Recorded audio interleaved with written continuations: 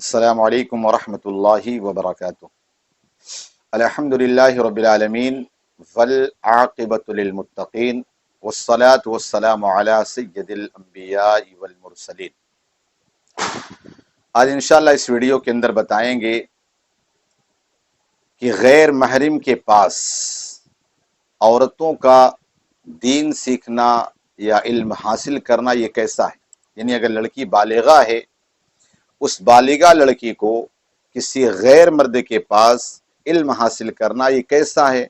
और साथ ही साथ मेरे आका सल्लल्लाहु ताला अलैहि वसल्लम का इरशाद है कि तलबुल इल्म फरीदतुन अला कुल्लि मुस्लिम व मुस्लिमा, कि इल्म दीन का हासिल करना हर मर्द और हर औरत पर फर्ज है।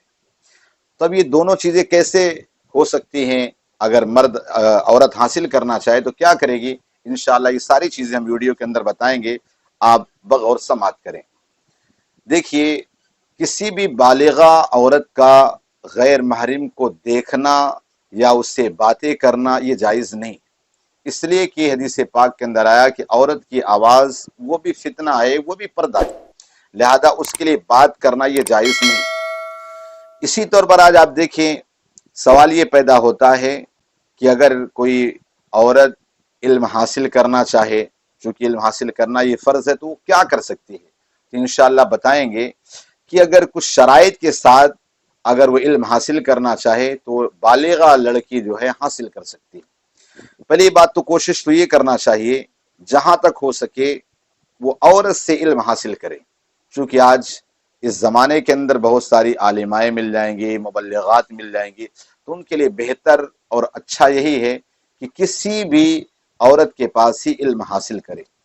अब अगर ऐसा है कि कोई औरत नहीं मिल रही है उस इलाके में, लेकिन दीन का हासिल करना, दीन का जानना ये बहुत ज़रूरी है, तो अब चंद शराइत के साथ वो इल्म दीन हासिल कर सकते हैं। पहली शर्त तो ये है कि वो इस तरह हो कि पर्दे में रह करके, यानी न उस्ताद शागिर्दा को देखे, न शागिर्दा उस्ताद को देखे, पर्दे में रह करके वो इल्म दीन हासिल कर सकती है। और दूसरी शर्त ये है कि तन्हाई में ना हो, बल्कि उसके साथ उसके वालिदैन हों या दीगर अफराद मौजूद हों।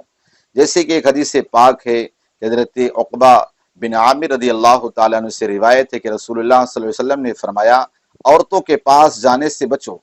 अंसार में से एक शख्स ने अर्ज़ किया, या रसूलल्लाह सल्लल्लाहु ताला अलैहि वसल्लम, आप देवर के बारे में क्या हुक्म फरमाते हैं? आक़ाए करीम सल्लल्लाहु अलैहि वसल्लम ने फरमाया, देवर तो मौत है। यानी आप बताएं कि शौहर का छोटा भाई, फरमाई वो मौत है, यानी कितना खतरनाक है। लिहाजा तन्हाई के अंदर रह करके कोई भी औरत किसी गैर महरम से, गैर मर्द से वो इल्म दीन हासिल नहीं कर सकती है। हाँ, अगर इल्म हासिल करना है तो तन्हा ना हो, उसके साथ और भी दूसरे अफराद हों, पर्दे का एहतमाम हो, तब कर सकते हैं। इसी तौर पर तीसरी शर्त यह है कि दर्स के अलावा, यानी सबक के अलावा फजूल बातें, इश्किया बातें, इस किस्म की कोई गुफ्तगू ना हो। कभी हो कि दर्स ख़त्म होने के बाद उस्ताद उनको वाक़यात सुनाने लगे या दूसरी बातें करने लगे, बस जितनी ज़रूरत है उतनी बातें करें, ये शर्त है।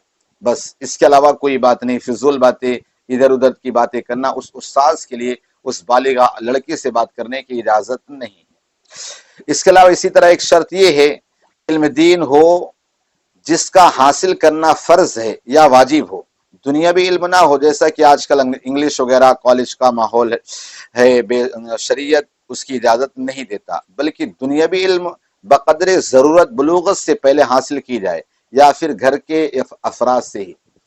यानी बताना ये चाह रहे हैं कि दुनिया का जो इल्म है, आज इस तौर पर स्कूल वगैरह कॉलेजेस के अंदर बेपर्दगी होती है और उसके असरात, उसके नताइज आपके सामने होते हैं, तो कोशिश ये की जाए कि जो ज़रूरियात हैं वो बालिग होने से पहले पहले लड़कियां उन चीज़ों को सीख ले।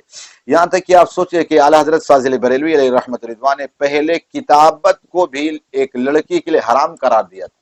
उसकी वजह यह थी कि कहीं किताबत के ज़रिए से लड़की मर्दों से खतो किताबत ना करे, इस वजह से राइटिंग लिखना भी मना फरमा दिया था। तो अब रह गया दीन की जो तालीम हो वो उतनी ही जो उसके लिए ज़रूरी हो, बिला ज़रूरत नहीं। इसी तौर पर अगर किसी स्कूल में रहकर इल्म हासिल करें یا مدرسے میں رہ کر، تو اس بات کا خیال رکھے کہ وہاں پر پردے میں رہنے کا پورا پورا انتظام ہو، نیز غسل وغیرہ کا معقول انتظام ہو، کہ غیر محرم کا وہاں آنا جانا نہ ہو، حتیٰ کہ اساتذہ کا بھی آنا جانا نہ ہو. یعنی اگر اس جیسے آج ہاسٹل ہوتے ہیں وہاں لڑکیاں رہتی ہیں، وہاں اس چیز کا اہتمام کیا جائے، اس بات کا خیال کیا جائے کہ پردے کا پورا اہتمام ہو. غسل وغیرہ، غسل جہاں عورتیں کرنے والی ہوں، لڑکیاں بالغہ کرنے والی ہوں، اس کو وہاں پر کسی مرد کا آنا جانا نہ ہو.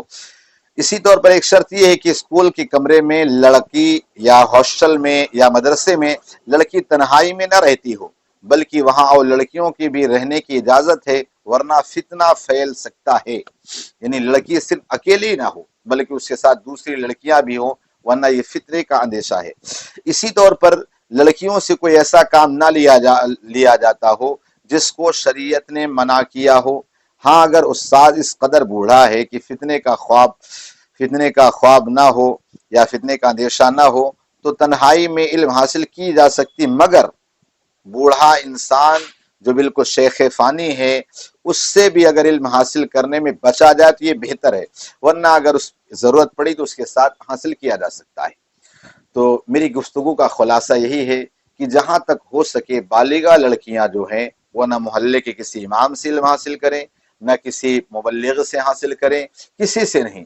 کوشش یہ کریں کوئی عورت ہو اسی سے علم حاصل کریں. لیکن ہاں اگر کوئی پڑھانے والی عورت نہ ملے تو اب اس کے لیے اجازت ہے پردے میں رہ کر، جو میں نے شرائط بیان کی، ان شرائط کے ساتھ اگر وہ لڑکی پڑھنا چاہے تو غیر محرم سے بھی علم حاصل کر سکتی ہے، ورنہ یہ فتنے کا دور ہے. جتنا ہو سکے اپنی بچیوں کو بچائیں. اللہ پاک ہم سب کو کہنے سننے زیادہ عمل کی توفیق عطا فرمائے. السلام علیکم ورحمۃ اللہ وبرکاتہ.